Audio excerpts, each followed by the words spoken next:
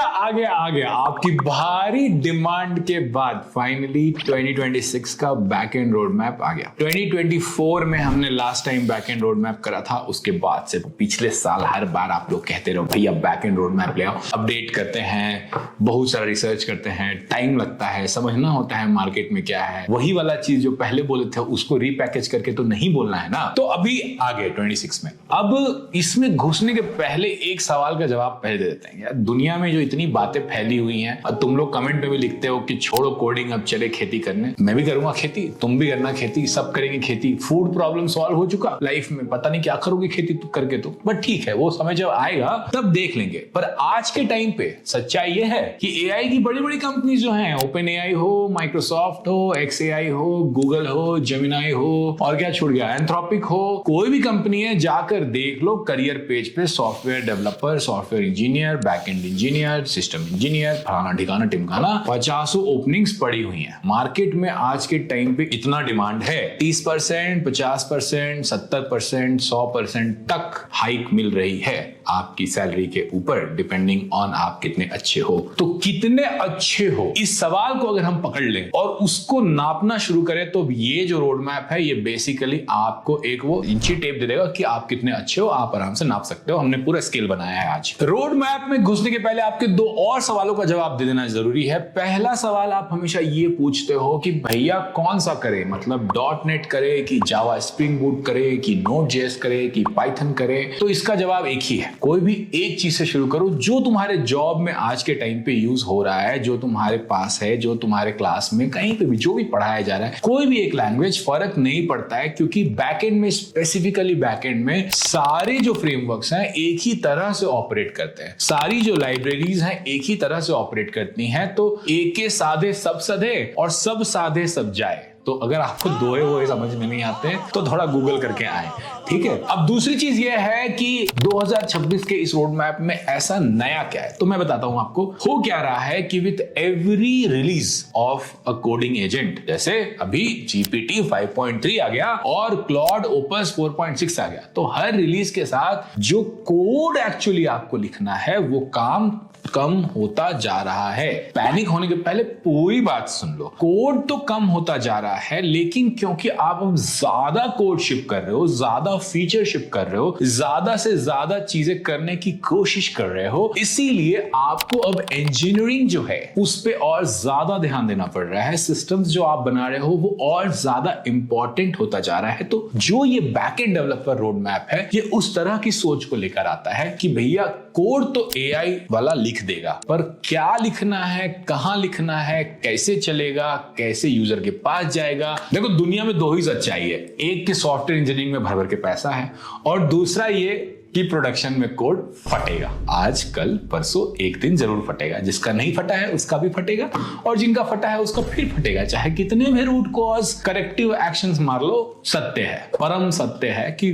Code फटेगा। तो चाहे वो एआई कोड लिख रहा हो या आप लिख रहे हो वो फटेगा। आपको एक सिस्टम बनाने पड़ेंगे कि कम से कम फटे, और जब फटे तो आप तेजी से सिल लो। तो ये दोनों चीजों को ध्यान में रख के ये रोड मैप बनाया गया है। और रोड मैप को ऐसे बनाया गया है कि पहले हम बोलेंगे कि भाई तुम इतने लायक हो कि ना लायक हो, फिर इतने लायक हो कि ना लायक हो, फिर इतने लायक हो कि ना लायक हो, और हर लेवल पे कितना लायक होना है, कितना कैसे होना है, कैसे नापे। बहुत सिंपल एक स्केल लेकर आए हैं आज आपके लिए। पहला स्केल का जो पहला पीस वो ये है कि क्या आप एक बैकएंड सिस्टम बना सकते हो which can serve up to 100 users. बहुत सिंपल है, इसका मतलब क्या है समझते हैं। फर्स्ट थिंग फर्स्ट, आज के टाइम पे डॉकर नेसेसरी है बैकएंड में। कुछ भी थोड़ा सा भी करने के लिए अगर आप वर्किंग प्रोफेशनल हो तो डेव डॉकर सेटअप तो चाहिए, डिप्लॉयमेंट डॉकर से होनी चाहिए। तो पहले तो एकदम बेसिक टेबल स्टेक्स, उसके ऊपर रेस्ट एपीआई सही से लिखना आना चाहिए, गेट, पुट, पोस्ट, पैच, कौन सी एपीआई कहां लगती है आपको समझ में आना चाहिए, लिखने आना चाहिए। अब आप बोलोगे भैया अभी आपने कहा था कि एआई लिखेगा कोड। हाँ, एआई लिखेगा कोड, एआई लिख रहा है कोड, फर्क नहीं पड़ता। बट अगर तुमने अपना कोड खुद नहीं लिखा शुरुआत में,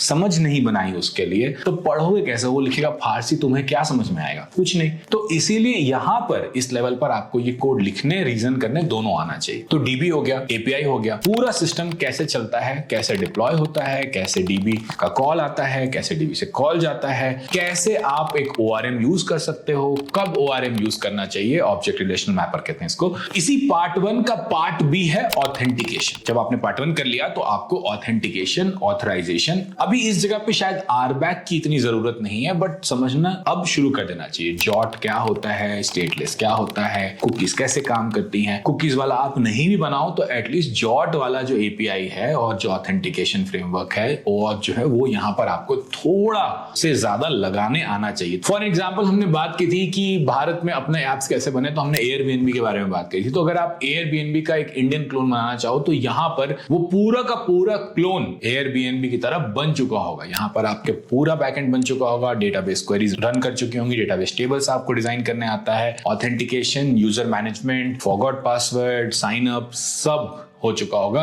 ये है पार्ट वन। इतना आता है तो आगे की बात करेंगे, ठीक है। अब आते हैं पार्ट टू में। पार्ट टू में आप लेकर जाते हैं इसको 10,000 यूजर के लिए। अब जो है फीचर्स, जो P1 फीचर्स थे उसके बाहर फीचर और बनने लगते हैं और जो आपका कोड बेस है वो ग्रो करने लगता है और आपको कस्टमर मिल रहे हैं, लोग आ रहे हैं, तभी ना 10,000 यूजर पहुंचे हो, है ना। ऐसा बिना मतलब का टेस्टिंग थोड़ी करना है। 10,000 यूजर पहुंचे हो तो लोगों की नीड्स बढ़ रही हैं, तरह तरह के बिजनेस केसेस आ रहे हैं। इसका क्या मतलब है? इसके कुछ मतलब ये हो जाते हैं, देखो एक एक करके समझते हैं। पहली चीज की अब मोस्टली अब आप सोलो डेवलपर, सोलो काम नहीं कर रहे हो, अब टीम में 2-3 लोग और आ गए। इसका एक और मतलब ये है कि अब आप ऐसा डेटाबेस को ड्रॉप करके दोबारा से उठा नहीं सकते हो, आपको डेटाबेस में माइग्रेशंस प्रॉपर्ली लगाने पड़ेंगे। इसका एक और मतलब ये है कि अब आपका कोड बेस जो है ग्रो कर रहा है और ऐसा नहीं है कि एक दिन इतना सा होता है, अगले दिन इतना सारा हो जाता है, हर दिन थोड़ा थोड़ा ग्रो कर रहा है। इन सब चीजों को एक एक समझते हैं। तो पहले अगर हम बोलते हैं कि और डेवलपर्स आ रहे हैं तो इसका मतलब यह है कि आपकी कोड का जो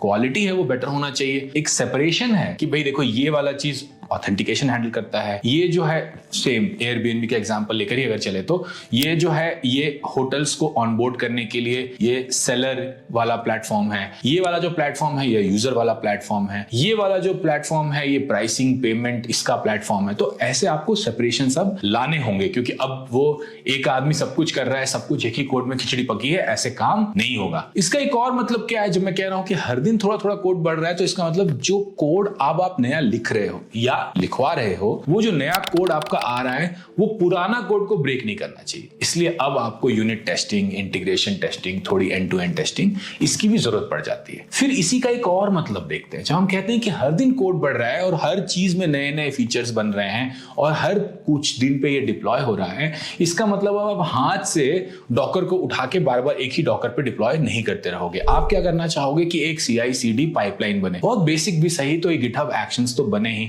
ताकि जब भी आप कोड को पुश करो उस पे एक लिंट रन हो, उसके टेस्ट रन हो, उसकी कोड क्वालिटी रन हो कि भैया हाँ थोड़ा कॉन्फिडेंस तो है कि कुछ ब्रेक नहीं करा है, और जो डिप्लॉयमेंट पाइपलाइन है वो भी ऑटोमेटिक हो जाए। तो ये रिलीज पाइपलाइन बनाना अब के टाइम पे बहुत जरूरी हो गया है। माइग्रेशंस प्रॉपर्ली चल जाए आपके डेटाबेस में, ऐसा ना हो कि एक चेंज लेकर आए तब पुराना डेटा खराब हो गया, इनकंसिस्टेंट हो गया। तो यहां पर अब आपको डेटाबेस को कैसे हल्का हल्का हैंडल करना है with growing needs, with growing columns in the table, with growing tables in the database. जो आपके हॉट पाथ क्वेरीज हैं, हॉट पाथ क्वेरी का मतलब क्या होता है कि कुछ क्वेरीज ऐसी होती हैं जो हमेशा रन होती है, बहुत रन होती है, उनका जो परफॉर्मेंस है वो कैसा चल रहा है, उनका ऑप्टिमाइजेशन कैसा चल रहा है, वो आपको देखना आना होगा। और क्योंकि अब आप 10,000 यूजर के पास पहुंच गए हो तो मतलब 10,000 से 1 लाख यूजर तक ये बढ़ रहा है। कोड एक सच्चाई कहता है और यूसेज जो है, यूजर्स जो है वो एक सच्चाई कहते हैं कि प्रोडक्शन में डिप्लॉयड ऐप जो आपका है वो कैसा काम कर रहा है, कहां प्रॉब्लम हो रही है, कहां नहीं हो रही है। तो ये सब चीजें करने के लिए अब आपको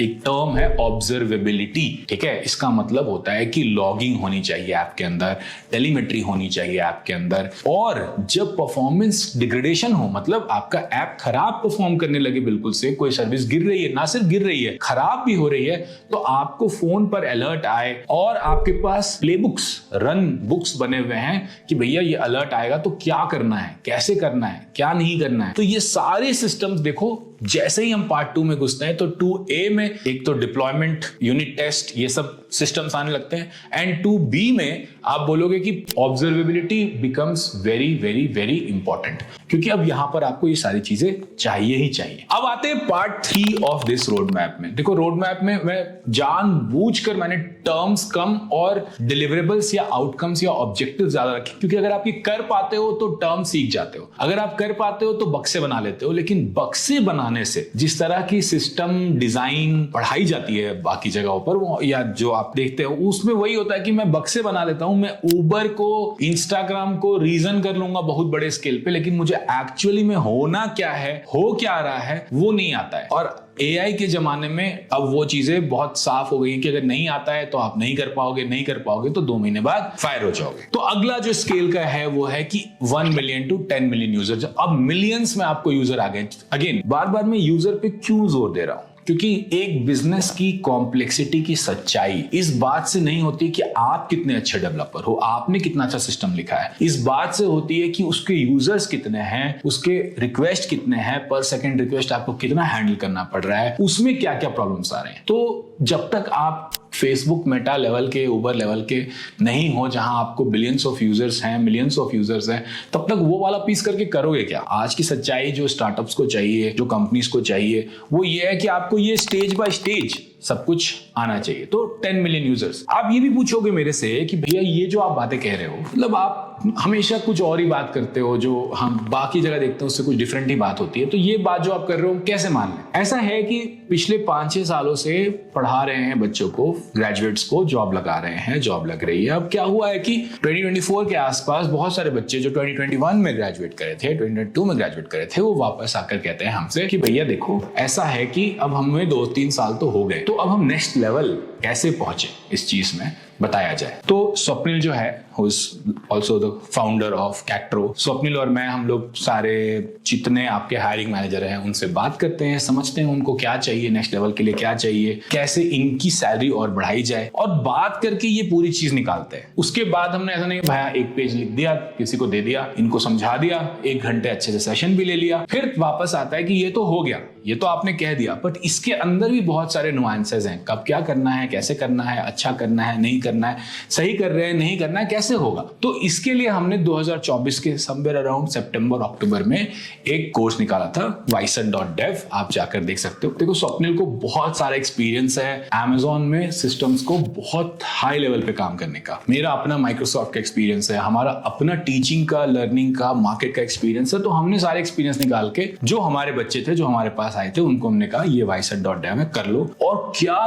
धाकड़ कहते हैं ना, मतलब क्या सुंदर कहते हैं ना, ब्यूटीफुल कहते हैं ना, वैसा फीडबैक आया। अगर आप फीडबैक देखोगे, वेबसाइट पे डाला है, देखो एक बार। तो ये जो है ये प्रॉपरली वर्किंग प्रोफेशनल्स के लिए हमने बनाया, और इसके ऊपर जो फीडबैक आता गया उससे कोर्स को और मॉडिफाई करते गए। तो हम लोग एक चीज हम लोग करते हैं कि हम लोग कोर्स को बहुत ज्यादा सॉफ्टवेयर इंजीनियरिंग की तरह सोचते हैं कि यार एक V1 गया है, उसके बाद 1.1 डालेंगे, 1.2 डालेंगे, और फीचर्स अपडेट करते रहेंगे पूरे टाइम। तो अपडेट करते करते एक तरफ ये समझदारी बढ़ गई, एक तरफ वो कोर्स और बेटर हो गया। आप देख सकते हो, वेट लिस्ट पे डाल सकते हो, पता नहीं कब नेक्स्ट इसका एडमिशन ओपन होगा, जब भी ओपन होगा team will reach out to you. But the credibility of this whole road map is coming from that place, because हम हायरिंग मैनेजर्स के साथ, बच्चों के साथ, अब बच्चे नहीं बोलने चाहिए, अब वर्किंग प्रोफेशनल हो गए, बट होता है ना कि आपके लिए तो बच्चे ही रहेंगे, बट आप वर्किंग प्रोफेशनल के साथ और इस स्केल पर अलग अलग चीजों पर खुद भी इतना काम कर रहा है कि पता चल रहा है कि मार्केट में हो क्या रहा है। ठीक है, आगे बढ़ते हैं। तो अब जब हम बढ़कर 1 मिलियन से 10 मिलियन यूजर तक पहुंचना शुरू करते हैं, तो अब सिस्टम बिल्कुल डिफरेंट हो जाता है। कोड की क्वालिटी, कोड की रिलायबिलिटी, कोड की स्पीड,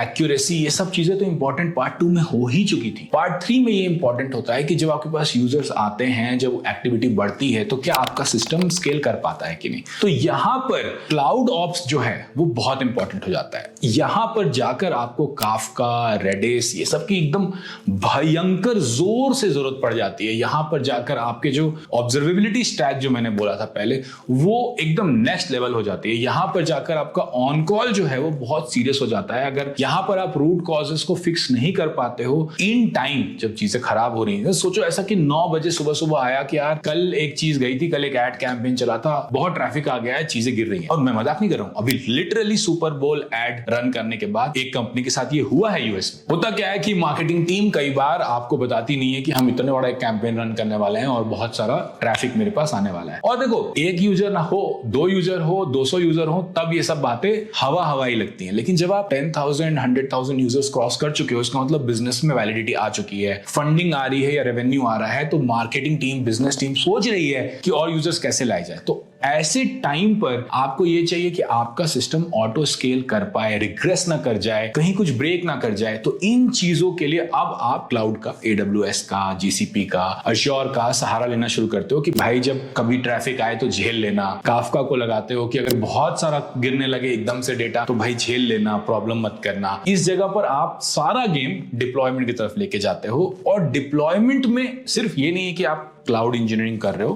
कि डिप्लॉयमेंट सही से हो, इसमें ये भी चीजें हो जाती है बहुत इंपॉर्टेंट हो जाती है कि रिलायबिलिटी बहुत हाई हो, ना सिर्फ आपकी क्वेरीज की, ना सिर्फ आपके डेटाबेस की, बट ओवरऑल सिस्टम जो है वो इतना अच्छा बिहेव कर रहा है। यहां पर आपको पता है, बहुत इंटरेस्टिंग चीज बताता हूं आप लोगों को कि नेटफ्लिक्स ने एक केओस मंकी करके एक सॉफ्टवेयर बनाया है जो खुद ही उनके सर्वर्स गिराते रहता है। ठीक है कि अरे यहां सर्वर गिरा के देखते हैं सिस्टम रेजिलियंट है कि नहीं, सिस्टम रिलायबल है कि नहीं। बहुत इंपॉर्टेंट चीज है ये चीज करना, और ये सब चीजें समझना, सीखना कि कहां पे क्या कब लगाना है, कैसे लगाना है, कैसे टेस्ट करना है, और मेक श्योर करना कि ना सिर्फ एक बार आपने कुछ कर दिया तो कर दिया, वो चलता रहे, रिग्रेशन हो, आपको तुरंत पता चल जाए। ये होता है 10 मिलियन पे काम। ये नहीं होता है कि अब मैं एक ये बक्सा लगा दूंगा, अब एक ये बक्सा लगा दूंगा। नहीं, कैसे सोचना है, कैसे समझना है, कैसे इसको आर्किटेक्ट करना है। सबसे इंपॉर्टेंट कि जब आप एक मीटिंग में जाओ, यूजर्स बढ़ रहे हैं, तो कैसे इसको डिफेंड करना है आपके आर्किटेक्चरल डिसीजंस को, ये इंपॉर्टेंट होता है। और यही चीज किसी को सीनियर सॉफ्टवेयर डेवलपर से आर्किटेक्ट और प्रिंसिपल लेवल लेके जाती है, ये बिजनेस के साथ वाली जो अंडरस्टैंडिंग है। तो ये आपका पूरा बैकएंड रोड मैप। अब अगर आपने पहला पार्ट स्किप कर दिया तो दूसरा तीसरा पार्ट आपके लिए फायदेमंद नहीं होगा। इसलिए एक एक करके सब कुछ सीखना होता है। वैसे सीखोगे, मुझे सच में नहीं पता भाई कि एआई किसकी जॉब लेगा और किसकी जॉब छोड़ेगा, क्या एआई का डूम सिनेरियो क्या है, आई डोंट नो। बट आज के टाइम पे तो पैसा है, कल भी पैसा होगा, परसों भी होगा, 5 साल बाद क्या होगा मुझे नहीं पता, लेकिन 5 साल तक तो आप पैसे बनाकर भर के अपने पास रख लो। उसके बाद जिसको जो चना खाने का मानो, बादाम खाने का मानो, खाते रहना। और अगर आपको ऐसे हार्ड वर्क वाले वीडियोस चाहिए, सच्चे वाले वीडियोस चाहिए, तो आपका क्या काम बनता है कि एक प्यारा सा कमेंट कर दो, लाइक कर दो, शेयर कर दो, सब्सक्राइब कर दो, YouTube को बता दो कि यार तुम्हें ऐसे वीडियोस अच्छे लगते हैं, ताकि ऐसे वीडियोस आपके मिस ना हो।